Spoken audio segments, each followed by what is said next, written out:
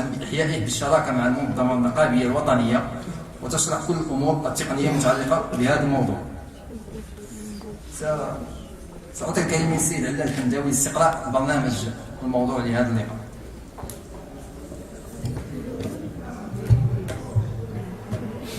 بسم الله الرحمن الرحيم. السلام عليكم ورحمة الله تعالى وبركاته، ومرحبا بالحضور الكريم. أولا بدوري أشكر جميع الفاعلين الذين يساهمون في هذا اللقاء. وهنا قبل إعطاء فحوى البرنامج أشكر بدوري الأستاذ أقصبي والسيد منتصر عن الإدارة العامة للضرائب، وكما أشكر رئاسة المنظمة النقابية لمتهمين المحاسبة بالمغرب لمساهمتهم ومساندتهم لنا من أجل إنجاح هذا اللقاء، في شخص السيد زريرة محمد رئيس المنظمة، والسيد محمد المرس الكاتب العام الوطني للمنظمة. فحوى اللقاء أو اليوم الدراسي غيكون عبارة عن قبل أن نعطي المداخلة السيد الرئيس السيد زريرة ومن بعده السي المرس. اليوم الدراسي غتكون فيه مداخله ديال اداره الضرائب، غتكون عباره عن دراسه تقنيه مفصله لجميع الخطوات من اجل ايداع ملف الانضمام للخدمات الضريبيه عبر الانترنت، وكما ومن بعدها تتلوها دراسه تقنيه مفصله لجميع خطوات التصاريح الشهريه والتريمستري يعني والسنويه عبر الانترنت، وكذا الاداءات عبر الانترنت. من بعدها سوف تكون هناك دراسة تقنية مفصلة لكيفية العمل بالوكالة لصالح الزبون للخدمات الضريبية عبر الانترنت، كما أنه سوف يتم التطرق إلى دراسة تقنية لمختلف إمكانيات الأداءات الضريبية، يعني لملتي كانال، يعني بريليفمون وداك الشيء. وفي الأخير سوف يتم بعد إنهاء المداخلة لهم سوف يتم إعطاء مداخله وتساؤلات للاخوان والزملاء ديالنا في المهنه المحاسبين من اجل طرح الاشكاليات ديالهم في المهنه، والاشكاليات اللي غتتعلق بهذه الاجباريه ديال التصريح الضريبي عبر الانترنت، وكذا اشكاليات المجانيه اللي كنتوا كطالبوا بها ديال التصريح الضريبي عبر الانترنت. ومن بعده سوف يتم الاجابه عنها من طرف إدارة الضرائب. وفي الأخير سوف يتم إعطاء مداخلة لبعض مبرمجي هذه الآليات ديال التيليديكلاراسيون اللي هما الإكسيميل. يعني كاينين 3 ديال الشركات يحاولوا يعطيونا يعني مبسطا حول الموضوع، يعني حول لي لوجيسيال ديالهم، وسوف يمكن أن نقوم برفع واحد ولا تكوين لجنه من اجل رفع مذكره ديال الملتمسات لاداره الضرائب اللي باش تدون شي مدونه شي مذكره فيها كاع الاشكالات والمقترحات من اجل تغيير هذه المشاكل اللي متعلقه بالديكلاراسيون، او مثلا الاختياريه ولا المجانيه ولا يعني. ولكم واسع النظر، وشكرا جميعا للحضور. الان الكلمات السي زريرات. بسم الله الرحمن الرحيم. بدوري اشكر المنظمه النقابيه بجهه الضرب تاع السقط على تنظيم هذا اليوم الدراسي وهذا اليوم التواصلي مع جميع المحاسبين والفاعلين الاقتصاديين بالانسلاق للجمعيه. لا انسى ولا ما نوفيوش الشكر للاستاذ اقصبي والاستاذ منتصر الذين ديما تلبيو الدعوه ديالنا للوقوف بجانب المحاسبين وشرح مجموعه المقتضيات الجديده، وخاصه التصريح الاجباري لا ديكلاراسيون الى تيلي بايمون اللي اصبح اجباري ابتداء من 2017 كما يعلم الجميع باستثناء لي فورفيتير. اذا الهدف من هذا اليوم الدراسي ولا اليوم التواصلي اولا هو جمع المحاسبين على مجموعه من المواضيع والتدارك حول مجموعه من المواضيع التي تهم المهنه. ثانيا وقوفا عند رغبه جميع المحاسبين التي باغيين يوصلوا جميع المتغيرات الخاصه بالقانون المالي 2017 او جميع المتغيرات بالقانون الانتري ديكلاسيون اللي هو تعتبر لحد الان حديث الساعه. فالهدف منه هو الوقوف على جميع المشاكل اللي يمكن يطرحها هذا التصريح الاجباري بالنسبه للمحاسبين، الوقوف على جميع التخوفات ولي بوان دومبر اللي عند المحاسبين من اجل من اجل اننا نحاول التبيان ديالها، من اجل رفع واحد الملتمس، رفع واحد ليطات سانتيز اللي كنطلبوا منا مسبقا اداره الضرائب اننا نقولوا لهم هواجس المحاسبين هنا هما اللي غادي يعملوا على تطبيق هذه البرامج المحاسبيه الجديده. فاذا كما قلت ولن اطيل عليكم كثيرا، فاظن ان تدخل الان الاستاذ المرس اللي اعطى الكلمه ديالو. وفي الاخير نشكركم جميعا على الحضور والبكثافه لتنشيط هذا اليوم، ولا انهي مداخلاتي بالشكر الجزيل مره اخرى للاستاذ عقصي والاستاذ منتصر على الحضور ديالهم اداره الضيف على تلبيه النداء، وشكرا للجميع.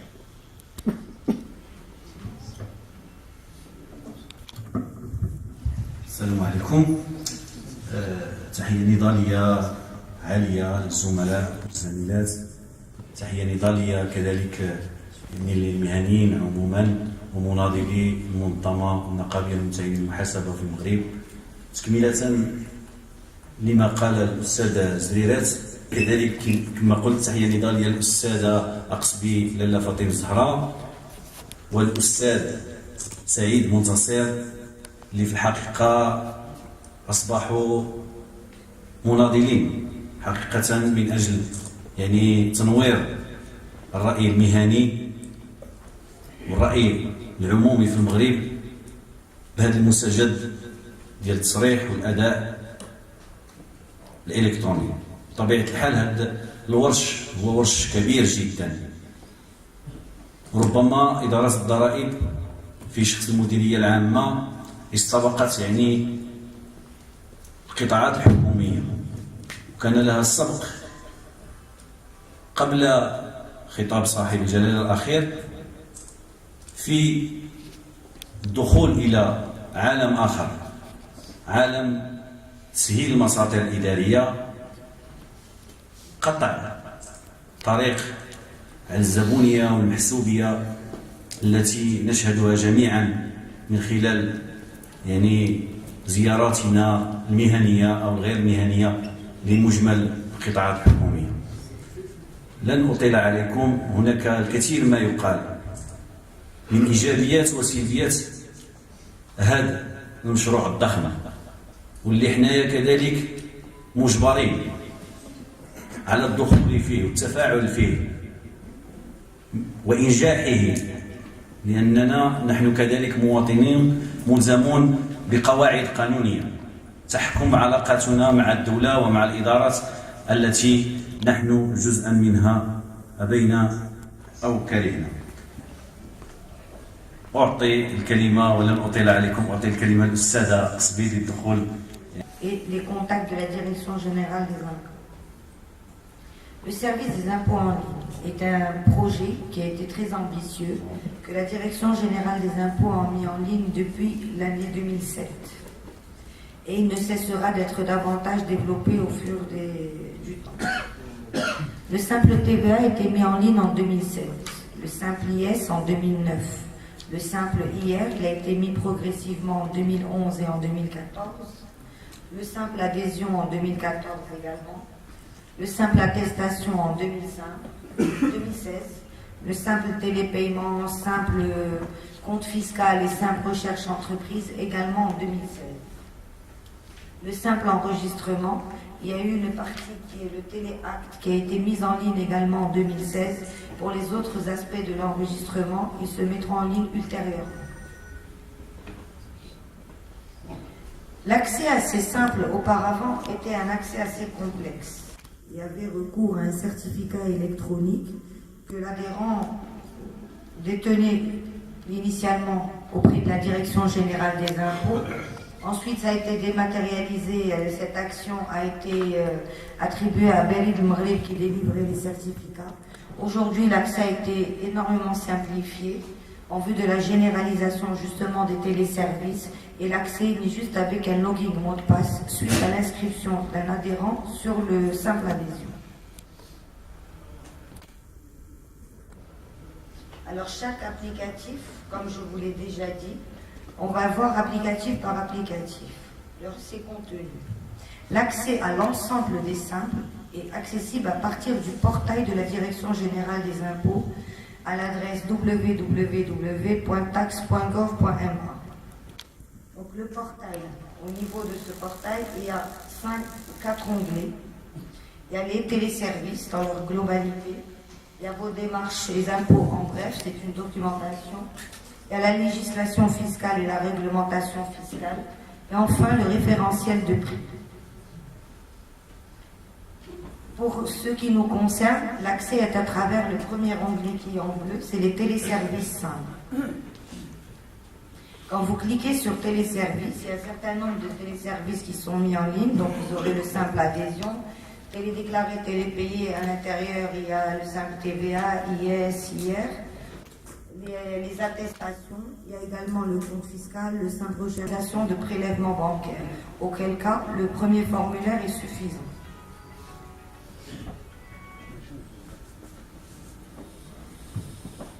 Donc, ces formulaires sont également disponibles sur le site. Donc, comme vous le voyez, sur le portail de la direction, sur le côté droit, vous avez les formulaires, les guides, etc.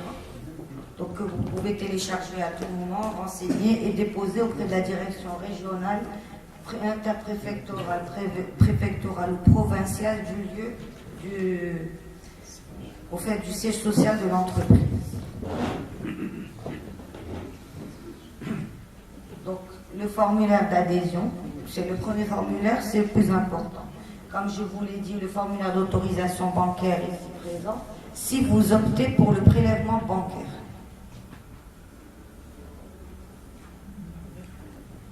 Et il y a le formulaire également du mandataire qu'on va voir plus dans le détail. Le formulaire de l'autorisation bancaire, pour ceux qui optent pour le prélèvement bancaire, doit être renseigné, dûment signé par l'entreprise et par la banque, et déposé en 2 exemplaires originaux par banque. Vous pouvez avoir jusqu'à 5 comptes en banque. Les banques partenaires, ce sont les banques qui ont signé une convention d'échange concernant le télépaiement. Vous avez pratiquement toutes les banques commerciales sur la place. La Bétigérie, la BMCE, la BMCI, la SGMB, le Crédit Agricole, le Crédit Immobilier, la Citibank, le Crédit du Maroc. Sans les citer, c'est pratiquement toutes les banques. Et la dernière qui a signé la convention, c'est également la Banque Sabadell.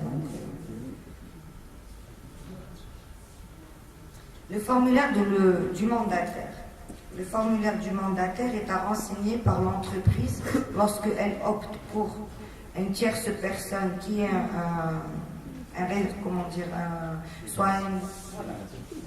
c'est un professionnel de la comptabilité qui va remplir au nom de l'entreprise les déclarations et les avis de versement en ligne.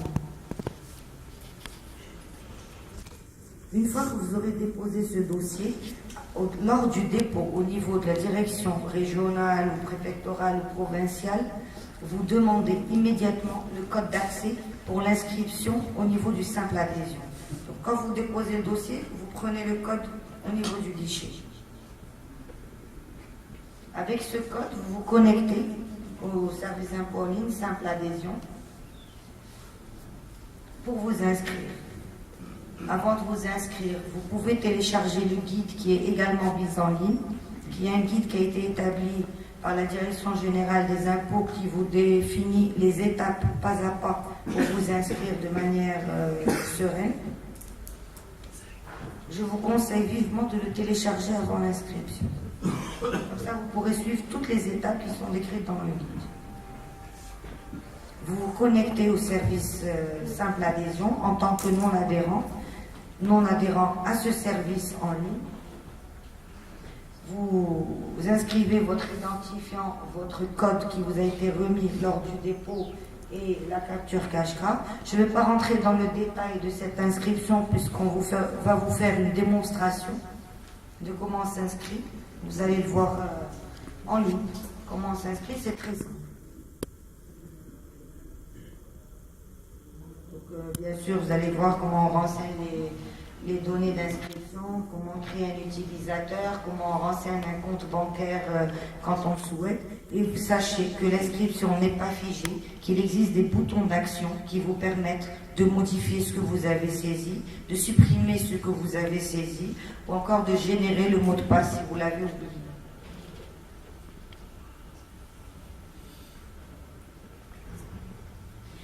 Sachez qu'il y a deux types de profils.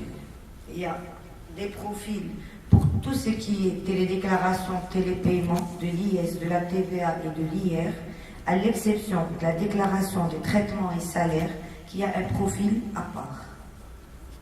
Donc, parmi les profils, vous allez trouver le profil de rédacteur, c'est-à-dire une personne qui renseigne, qui saisit les données sur un formulaire en ligne.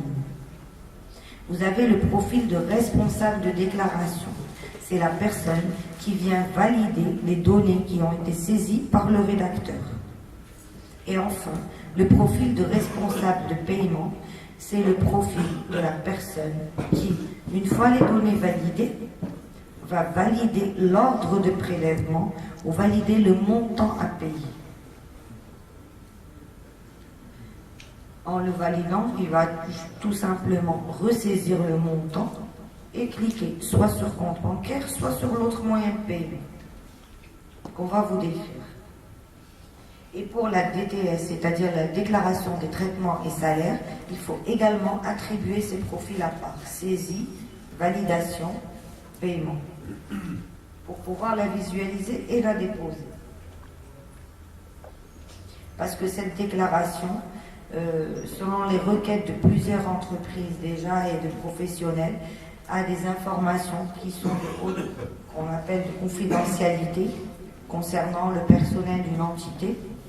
Donc pour une entreprise généralement structurée, ce sont les ressources humaines qui gèrent ce genre de déclaration, alors que toutes les autres déclarations vis-à-vis de l'IS, la TVA ou l'IR sont gérées par les fiscalistes ou le responsable de fiscalité. Donc c'est pour ça qu'il y a un profil séparé pour cette déclaration seule. Aussi pour le compte bancaire, pour ceux qui choisissent le mode de prélèvement, ils renseignent les 24 chiffres du RIB, il choisit la banque et il rajoute. Il peut rajouter jusqu'à 5 comptes bancaires.